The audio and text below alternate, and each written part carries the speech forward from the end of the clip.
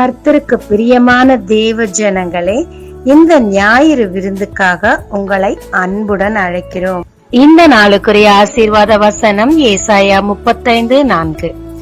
இதோ உங்கள் தேவன் நீதியை சரிக்கட்டவும் உங்கள் தேவன் பதிலளிக்கவும் வருவார். அவர் வந்து உங்களை ரட்சிப்பார். நிபந்தனை அதே வசனம். மனம் பதறுகிறவர்களை பார்த்து நீங்கள் பயப்படாதிருங்கள், திடன் கொள்ளுங்கள். மனதில் ஏற்படும் பதட்டமும் பயமும் இரட்டை குழந்தை மாதிரி, ட்வின் பேபிஸ் மாதிரி. பயம் வந்தா பதட்டம் வரும், பதட்டம் வந்தா பயம் வரும். நம்பிக்கை குறுகும் போது, காரியங்களின் நெருக்கம் ஏற்படும் போது இந்த பயமும் பதட்டமும் நம்ம ஒட்டிக்கொள்ளும். இதுல இருந்து விடுதலையாக ஒரே ஒரு காரியம் தான் இருக்கு, திடன் கொள்ளுங்கள். எப்படி திடன் கொள்றது?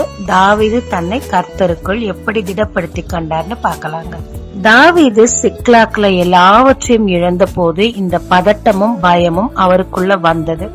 ஏன்னா அங்க அநேகமா அவர் தேவ சித்தத்துல நிக்கல. அதனால இப்படிப்பட்ட காரியங்கள் ஏற்பட்டுச்சோன்னு சொல்லி அவருக்குள்ளாக பயம் வந்தது. அதே நேரத்துல அவங்க கூட இருக்கவங்க எல்லாம் அவர் மேல கல்லெறிய பார்த்தாங்க. அதனால ஒரு பதட்ட சூழ்நிலை, நம்பிக்கையற்ற சூழ்நிலை வரும்போதுதான் அவர் அவ்வளவு அதிகமா அழுகிறார்.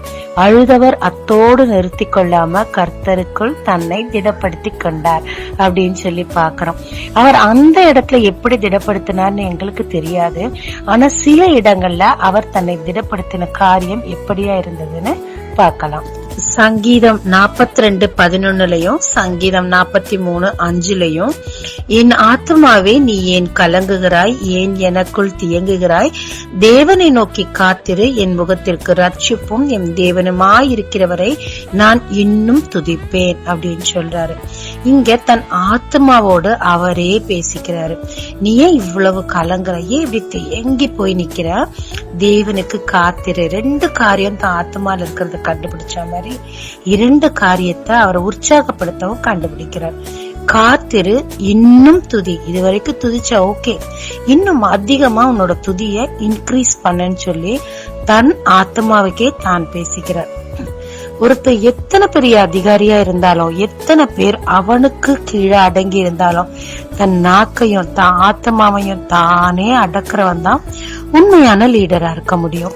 எப்படி தன் ஆத்மாவை காத்திருக்க ஆயத்தப்படுத்தினார்னு பார்த்தா 119 சங்கீதம் 49 தேவரீர் நீர் என்னை நம்ப பண்ணின வசனத்தை அடியனுக்காக நினைத்தரலும்.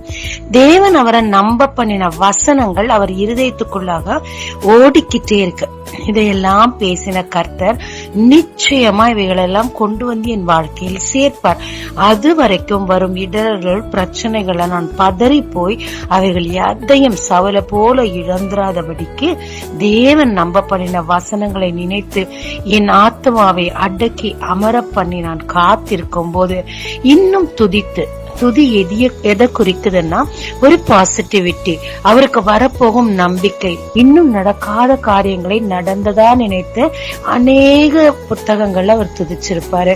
தன்னுடைய நம்பிக்கையை துதியாய் மாற்றி இன்னும் இன்னும் அவர் துதிய இன்க்ரீஸ் பண்ணிக்கிட்டே இருக்கும் போது இருதயத்திற்கு ஏற்றவனா மாறி போய் தேவன் அவருக்கு கொடுத்த சகல வாக்கும் நிறைவேறி சிம்மாசனத்தில் அமர்ந்தார்னு பாக்குறோங்க.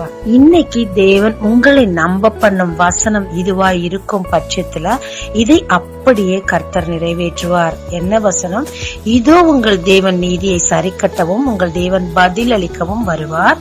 அவர் வந்து உங்களை ரட்சிப்பார். ஆமாங்க, எனக்கு நீதி கிடைக்கலையே, பொல்லாங்கு பெருகிட்டே இருக்கே, நான் கீழே சரிஞ்சிட்டே இருக்கேனே, எனக்கு யாருமே என் பட்சமாய் பேச இல்லையேன்னு நினைக்கிறீங்களா? உங்க இருதயத்தின் அங்கலாய்ப்புக்கு பதிலளிக்க கர்த்தர் வருவார். இப்ப நீங்க போய்கிட்டு இருக்க பிரச்சனையில இருந்து நிச்சயமாய் உங்களை ரட்சிப்பார். இந்த வாக்குகளை இருதயத்தில் நம்பி இதை துதியா மாற்றி இன்னும் இன்னும் தேவனை துதித்து கொண்டிருங்க.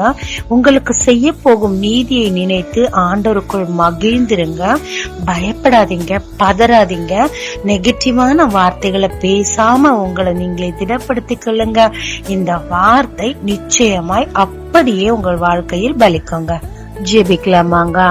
தேவரே, என்னுடைய சிச்சுவேஷனுக்கு ஏத்த மாதிரி என் இருதயம் மாறி மாறி அங்கலாய்க்குது ஆண்டவரே. பதறி போகிறேன், பயப்படுறேன். உமக்குள்ளாக என்னை நான் திடப்படுத்திக் கொள்ள கிருபை செய்யும்.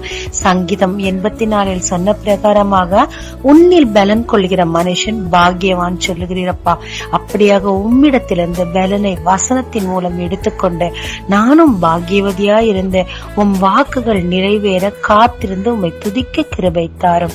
இயேசு மூலம் பிதாவே, ஆமென். இயேசு கிறிஸ்துவின் நாமத்தில் இந்த நாளில் உங்களை ஆசீர்வதிக்கும் ஜீசஸ் விஷன்.